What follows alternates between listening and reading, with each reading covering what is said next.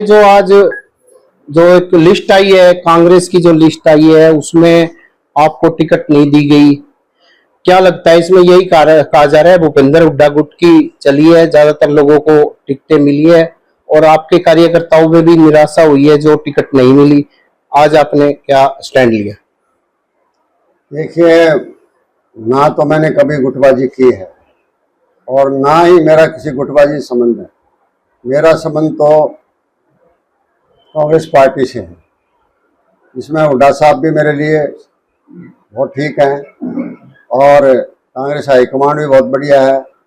हरियाणा के और नेता हैं, शैलजा जी वगैरह हैं, वो भी सारे मेरे लिए सारे ही ठीक हैं। और ये जो पार्टी ने फैसला लिया है तो वो तो पार्टी को पता है, मुझे तो पता लगा नहीं, क्योंकि रात को फैसला आया था और सुबह मैं यहाँ हिसार आया था, रात को तो दिल्ली रुका हुआ था, इसलिए मैं घर आया। और घर आया तो यहाँ हजारों कार्यकर्ता मिले थे और सब कार्यकर्ताओं के चेहरों पर बड़ी निराशा थी टिकट नहीं मिलने की। इसलिए उन्होंने सबने कहा कि जी आप चुनाव लड़ो, और उन कार्यकर्ताओं के कहने पर जो है ना मैं फॉर्म भर के आया हूँ। हालांकि मेरी कोई अपनी इच्छा नहीं थी, ठीक है पार्टी नहीं टिकट दी तो नहीं दी, कोई बात नहीं, करें पार्टी मदद करेंगे, पार्टी सेवा करेंगे। लेकिन कार्यकर्ताओं का जो मेरे पर वजन था, उस वजन को मुझे खींच के ले गया कि मैं फॉर्म भर के आया हूँ। आज ही मैं अपने आप को कांग्रेसी मानता हूँ। वो ठीक है, निशान कांग्रेस का नहीं मिला है मुझे, लेकिन हूँ मैं कांग्रेसी।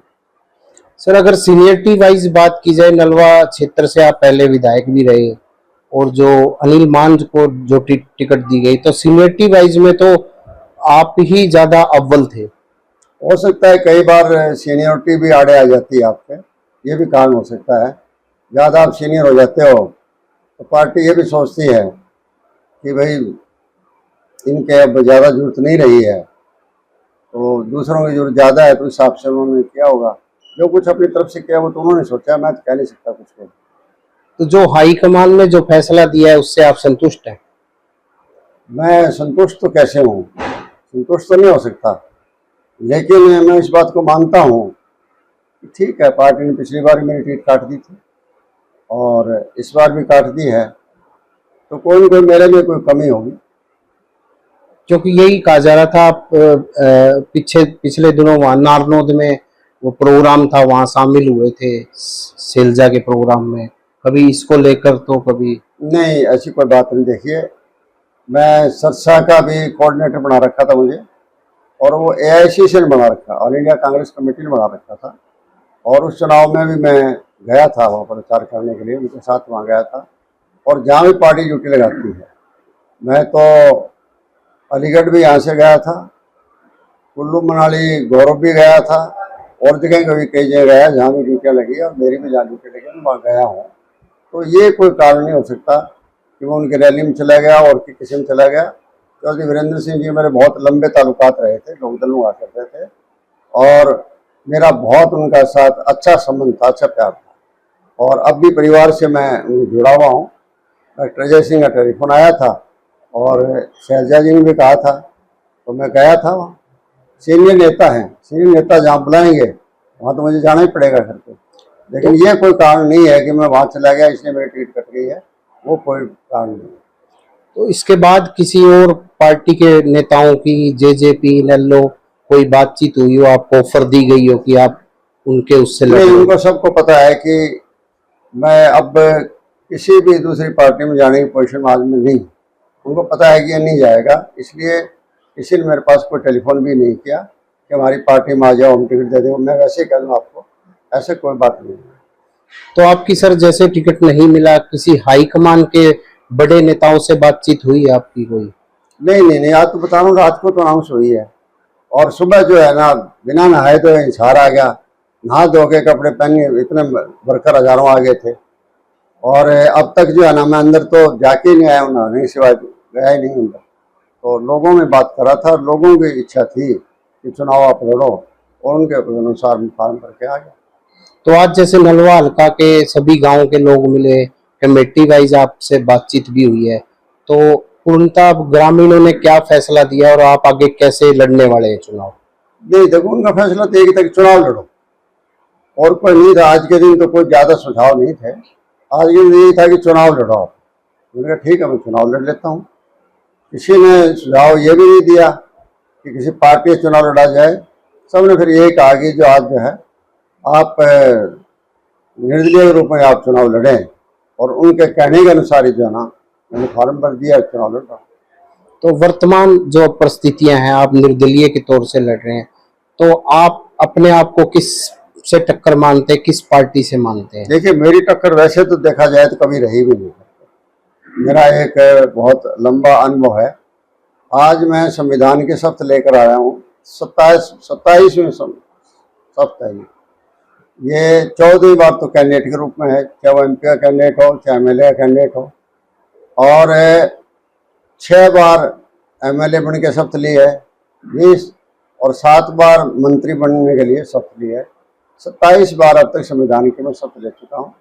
और परमात्मा की दया से लोगों के अंदर जो एक अच्छी इज्जत और मान सम्मान बना हुआ है। मैं तो यही चाहता हूँ मालिक से कि मेरे अंतिम सांस तक लोगों में मेरे प्रति जो भावना है ये मेरी बनी रहे, क्योंकि मेरे पास तो ये सबसे बड़ा धन है, ईमानदारी का, वफादारी का, लॉयल्टी का, हर एक चीज़ का जो है लोगों का, जो लोग बहुत करते हैं, इज्जत करते हैं, हर जगह मानते हैं वे ये आदमी बेदाग है, ये आदमी फलाना है, टिकड़ा है, मतलब जो लोग कहते हैं, ये मेरे लिए एक बहुत बड़ी खुराक है।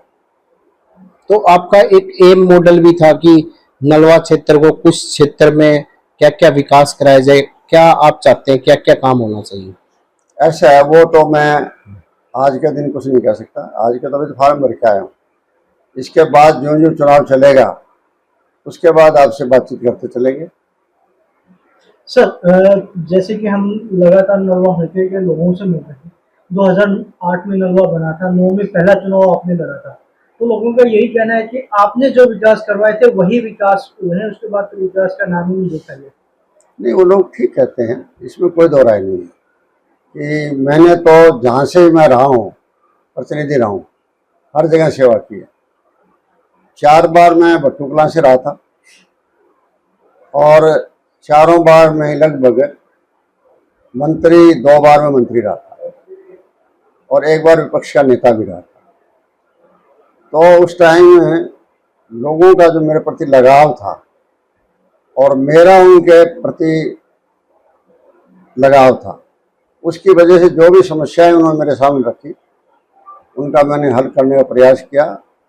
ऐसे दिन भी हमने देखे हैं जो गांव के आपस में रास्ते जाने के लिए रास्ते भी नहीं होते थे, जीपों पर जाते थे तो उसके धक्के मार के जीप स्टार्ट की जाती थी। तो वो ज़माना और आज का ज़माना बहुत अंतर आ गया। हम लोगों ने, मैंने बहुत काम किया उस एरिया के अंदर भी, और थोड़ा सा टाइम मुझे फतेहाबाद में मिला था, बाई इलेक्शन जीता था मैं वहाँ, और मिनिस्ट्री के रूप में 6-7 महीने रहा था। तो वहाँ भी जितने वाटर वर्क्स हैं वो सारे ट्यूबवेल बेस्ड हैं। हमारे यहाँ तो नहर के बेस्ड हैं, वहाँ ट्यूबवेल बेस्ड हैं। मैंने मशीन ट्यूबवेल खोदने के लिए, बनाने के नीचे के लिए मशीन सोनीपत से मंगवाई थी, और जब तक एक एक गांव के अंदर ट्यूबवेल बेस्ड वाटर वर्क्स का प्रबंध नहीं होगा, इस दिन तक मशीन को जाने नहीं दिया था। और जानले गांव में तो बहुत बढ़िया एक माइनर जिसकी जरूरत थी, आज लोग इस बात को याद करते हैं। मैं जब भी जाता हूँ, किसी टाइम चला जाऊँ जानली में, सैकड़ों लोग जो है वो इकट्ठे हो जाते हैं। सर, आखिरी सवाल, पिछली बार जब 2019 में इलेक्शन हुए थे तो कांग्रेस के कई नेताओं ने ये बात कही थी कि टिकट गलत बंटने की वजह से हम चुनाव हार गए थे। क्या ऐसी स्थिति एक बार भी हो सकती है? देखिए, मैंने अभी तक अपना वशी पूरा नहीं संभाल पाया हूँ, दूसरे टिकटों के बारे में मुझे क्या पता अभी, वो तो बाद में मुझे पता लगेगा अभी क्या क्या कुछ हुआ है क्या नहीं हुआ। देखो, हो सकता है पार्टी है, बड़ा दायरा होता है उनका, AICC बहुत बड़ी पार्टी है, सारे देश को संभालती है, उसमें उस टाइम निकलेगा तो ही पता लगेगा टिकटें ठीक हुई है कि नहीं ठीक हुई है।